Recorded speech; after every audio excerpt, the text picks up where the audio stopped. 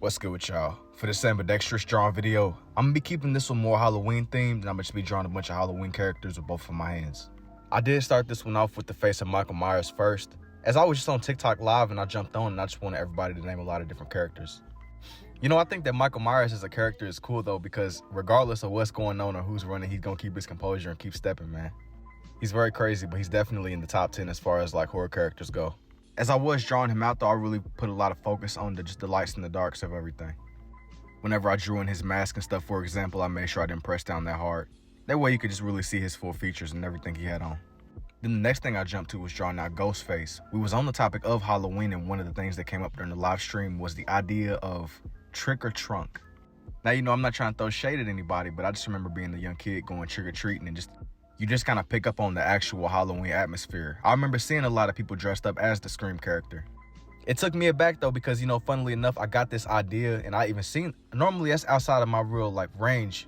I was eating some Frosted Flakes earlier and I seen that that's what they had as some of the festive art. And it was really crazy to me.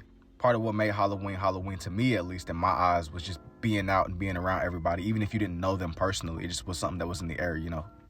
But as I was saying before, there are no circumstances a little bit different. With that said, the next character I jumped to, everybody ended up naming out the old-fashioned It, or the Pennywise character. I wanted to switch this one up from the ones I've drawn in the past, so instead of me just doing his face only, I ended up drawing out one of the advertising posters for him, where basically you could see his hand as it was turning into the spider. Down below, just out of curiosity, do you have any experiences with any of these characters? Tell me what Halloween was like for y'all as kids too, man. I know I'm not the only person that was kind of taken aback by that trunk or treat stuff. I'm not that old.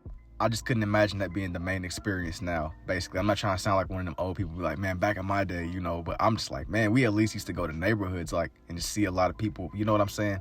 The last character I ended up drawing out was the Creeper from Jeepers Creepers. Also, don't mind my ghost face and his extended out arm. His arm is just, it got some extra inches on it, man.